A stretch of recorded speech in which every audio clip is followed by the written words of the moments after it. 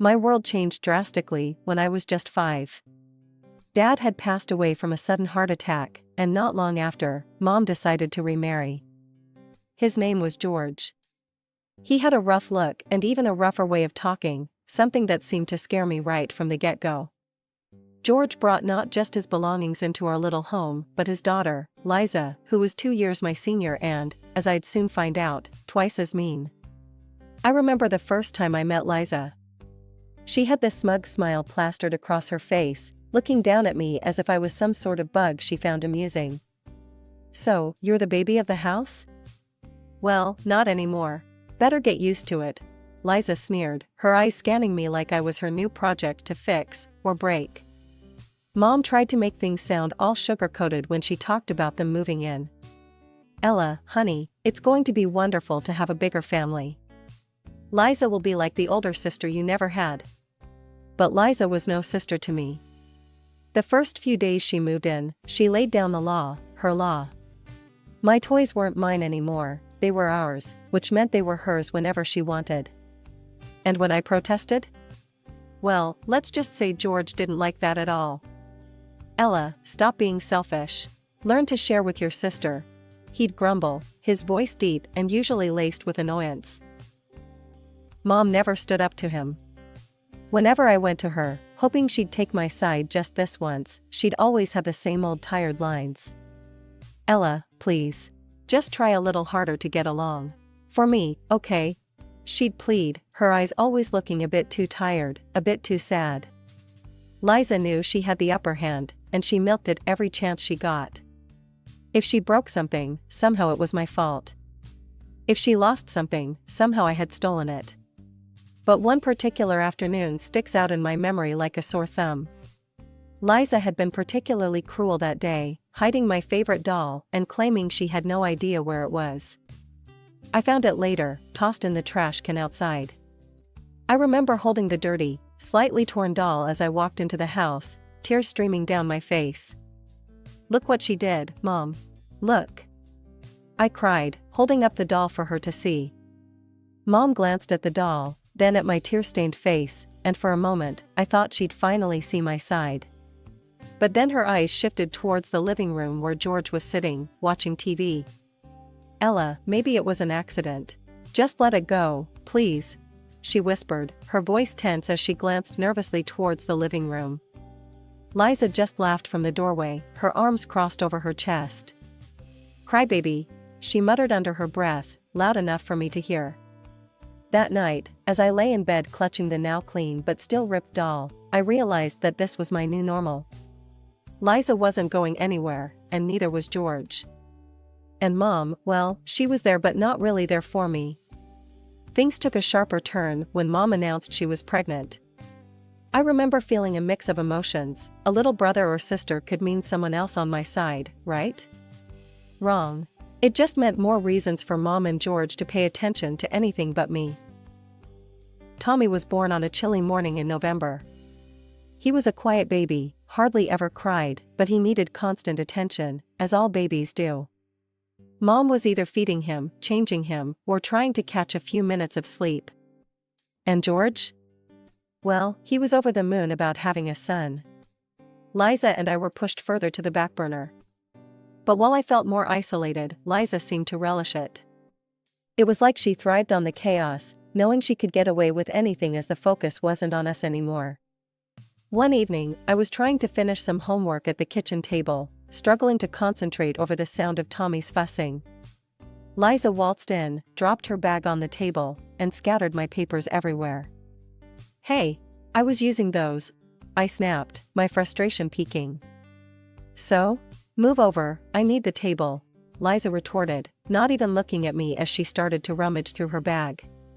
Before I could say anything else, George stormed into the kitchen. "What's all this noise about?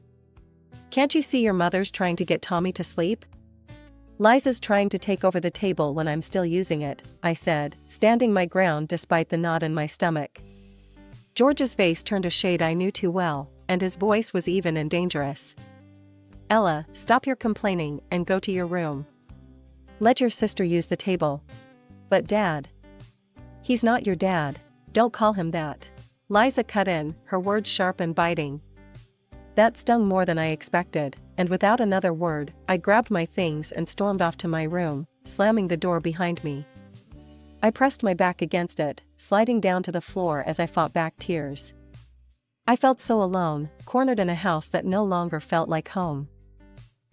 After that night, I learned to keep my head down. Liza took advantage, of course, always finding new ways to torment me when no one else was looking. George never did anything about it. If anything, he seemed to agree with whatever Liza said, which only made her bolder. Shouldn't you be nicer to me? I mean, we're practically sisters. I once tried to reason with her, hoping to break through her tough exterior. Liza laughed, cold and harsh. We're not sisters. We're not even friends. Remember that. And I did. Every single day that I lived in that house, I remembered. My room became my sanctuary, the only place I felt somewhat safe. But even there, the sounds of a happy family, a family that didn't include me, filtered through the walls, a constant reminder of where I stood. As soon as I finished high school, I knew I had to get out. Staying in that house wasn't an option anymore. It was suffocating, like trying to breathe underwater. So, I moved to the city. It was a fresh start, a chance to be who I wanted to be without anyone hovering over me, dictating what I could or couldn't do. The first few weeks were tough. I remember walking into my tiny studio apartment for the first time, feeling a mix of excitement and terror. It was all on me now. No more Liza, no more George, just Ella, trying to make it on her own. I found a job at a local cafe to pay the bills and signed up for a nail technician course.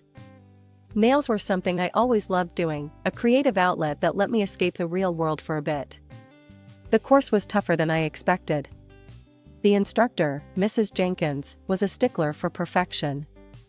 If you're going to do it right, she'd often say, peering over her glasses as she inspected our work. I pushed through, got my license, and started looking for a place to set up shop. The perfect spot turned out to be a small room on the ground floor of an old building. It wasn't much, but it was mine. The landlady, Mrs. Petrov, was a tough old bird who'd seen it all. When I went to sign the lease, she eyed me skeptically. "You sure you can handle this, girlie? It's a tough business." I met her gaze, my resolve firm. "Yes, Mrs. Petrov. I can handle it." She grunted, handing over the keys. "We'll see. Pay your rent on time and we won't have any problems." Starting my own business was brutal. Money was tight, and there were days I barely made enough to cover lunch. But slowly, word got out. My clients liked my work, and they started bringing their friends. Positive reviews trickled in, and with each one, my confidence grew. Just when I thought I had everything figured out, life decided to throw me a curveball.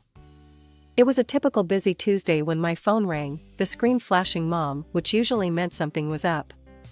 I took a deep breath before answering. "Hi, Mom. What's up?" I tried to keep my tone light, but I was already bracing for whatever was coming. "Ella, sweetheart, I hope you're sitting down. I have a favor to ask," Mom began, her voice shaky, which immediately put me on edge. "I'm at work, Mom. What's going on?"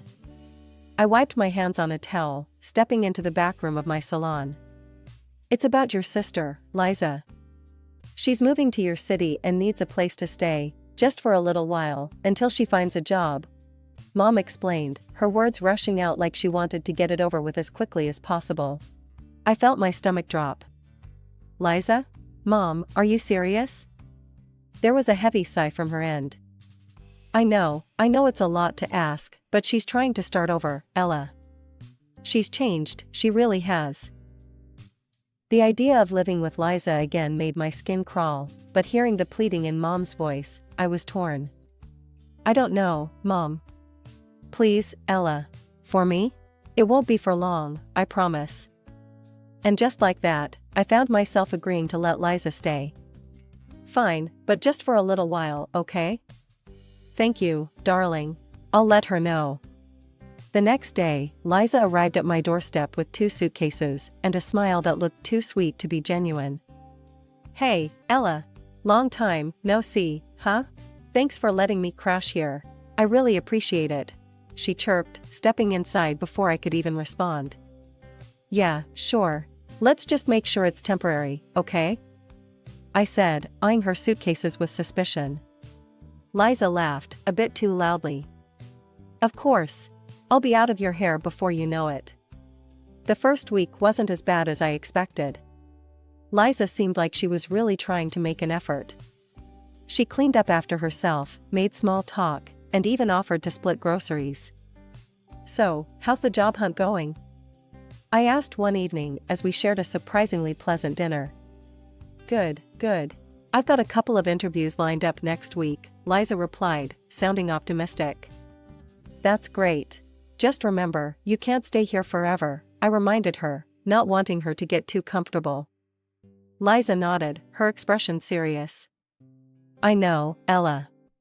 And thanks again.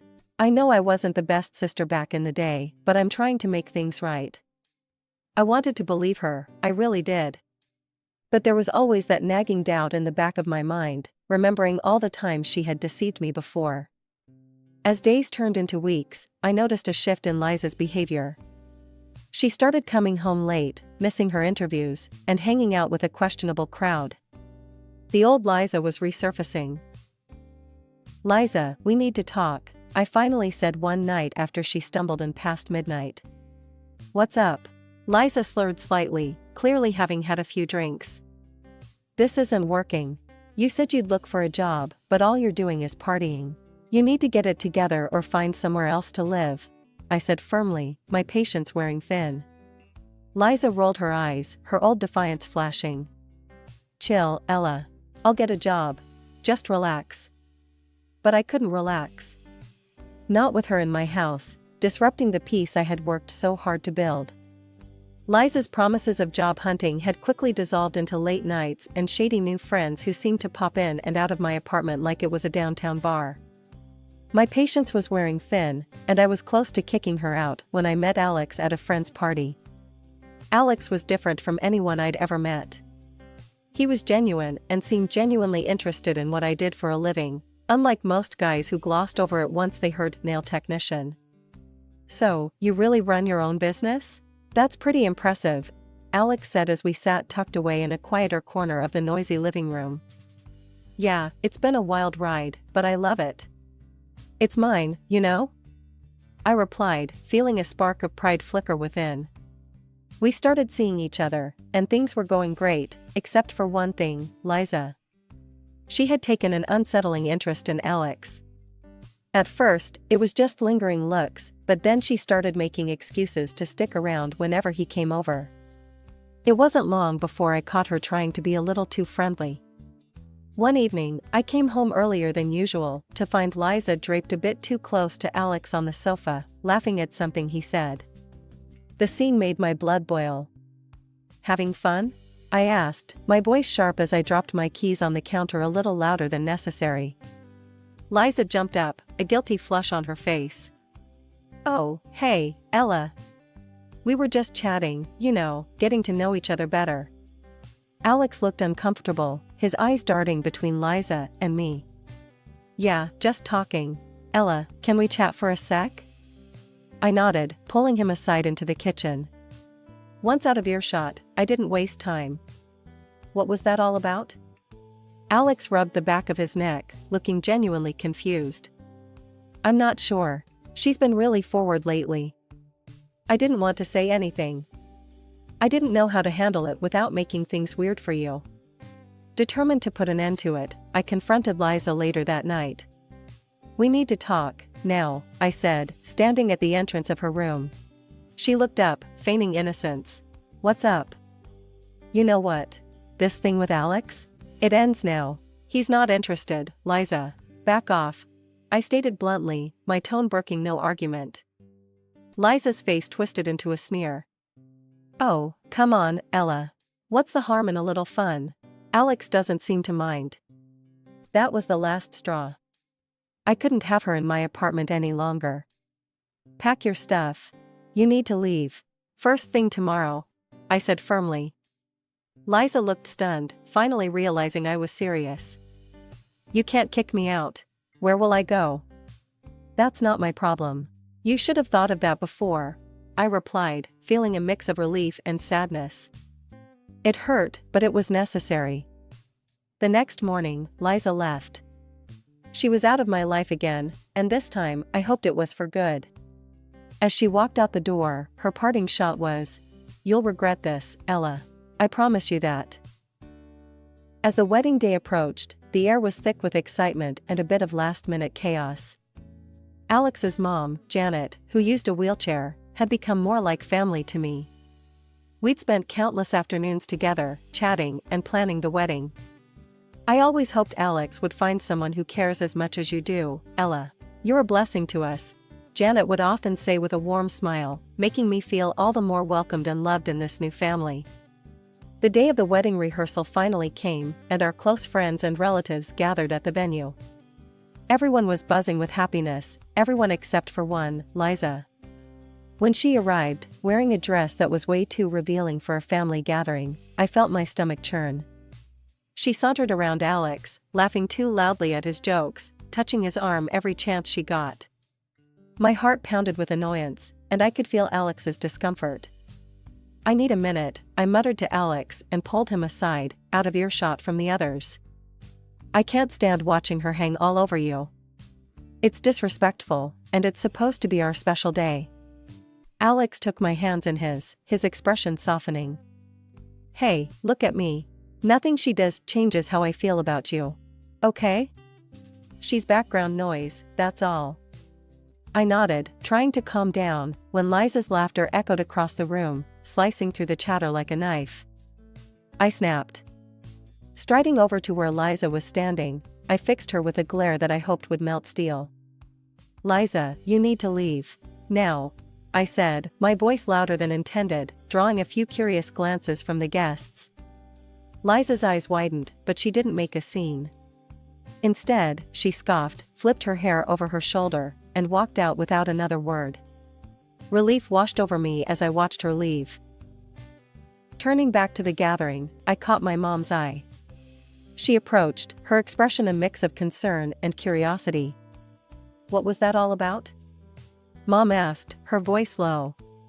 "I don't want her here, Mom. Not today, not at the wedding. She's done enough damage," I said, my voice firm. Mom nodded, her eyes softening. "I understand, honey. And well, there's something you should know about George. He and I are divorced.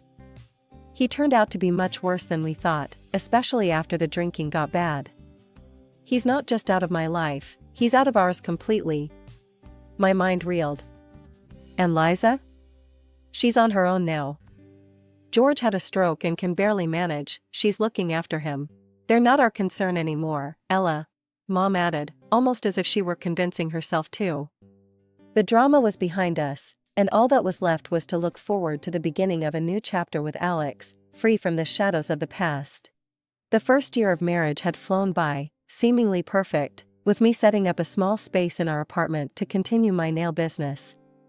It was an ideal setup. I could work while still being there for Janet, my mother-in-law, who needed daily care due to her disability. Things seemed to be going well, until I started noticing a change in Alex. He began working late more often and his business trips became more frequent. At first, I thought it was just the strain of new responsibilities at work, but then I began to feel the distance between us growing. And my worries only deepened the day I overheard Janet talking on the phone while I was setting up my tools for a client. "Yes, my dear, I'm so excited. A grandson will be such a joy," she chuckled into the receiver. I paused, my heart skipping a beat. I was definitely not pregnant. Something didn't add up. After her call, I approached her, trying to sound casual. "Janet, who's having a grandson? Did I hear you right?" She looked up, startled, then flushed a deep red. "Oh, just messing with my old friend, dear. You know, making her jealous." It sounded off. Way off. My gut twisted with suspicion, and I couldn't shake the feeling that something was terribly wrong.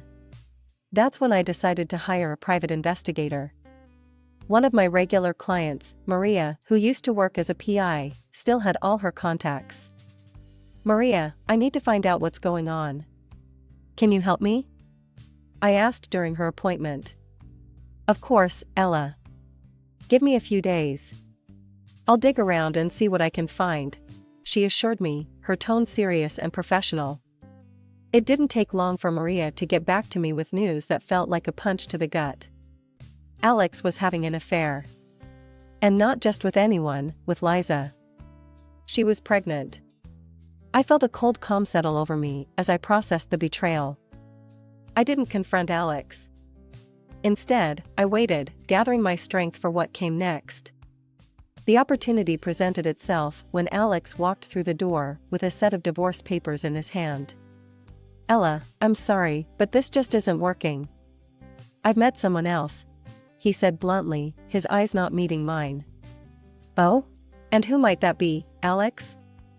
I asked, my voice steady, despite the storm raging inside me. It's Liza.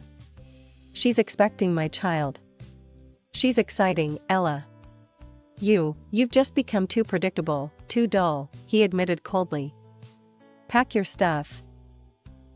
I signed the papers then and there, handing them back to him with a smile that didn't reach my eyes. Before I go, Alex, just one last thing. He looked at me, confused. What? Liza will be bringing her father with her. Did she tell you that? He had a stroke and can't take care of himself. And he's got debts, massive ones, from the divorce settlement with my mother. Good luck handling that, I said, the words tasting like ash in my mouth but necessary. Alex's face paled. What? No, she didn't mention any. And there's more. I filed a lawsuit for adultery. With proof. You'll be hearing from my lawyer, I continued, cutting him off. As I walked out, the cool air hit my face, and I felt a sense of freedom. The pain of betrayal still stung, but I knew I was moving towards something better. Something that was truly meant for me. After the dust settled from the divorce, the settlement from Alex and Liza was substantial enough that I could finally open my own nail salon, a dream I had shelved in the quieter corners of my mind for too long. The grand opening of Ella's Elegance was a hit. The local newspaper even covered the event, and the community support was overwhelming. I hired a few skilled technicians, and we quickly became a favorite in town for our meticulous work and calming atmosphere. One quiet afternoon, while I was sorting through some inventory in the back, my mom called. I always looked forward to our talks, they were the little moments of peace in my often hectic days. Hi, Mom, what's up? I asked, smiling as I paused to sit down. Oh, nothing much. I just heard from an old friend of mine. Liza had her baby, she said hesitantly, probably expecting me to react negatively. Instead, I found myself smiling, genuinely hoping that child brought her more joy than she had brought to others. That's good to hear, Mom. I hope they're both healthy. Speaking of which, I've got a little surprise for Alex that I think will close this chapter of my life for good. A couple of days later, I received a call from Alex that I had been half expecting, half dreading. He sounded desperate and defeated, a far cry from the confident man who had handed me divorce papers. Ella, I received the documents from you. He started, his voice shaky. I can't believe it. Liza's child. I'm not the father? His voice cracked with the question. You're not surprised? You shouldn't be. You know what kind of person she is, I replied, my words deliberate and cold.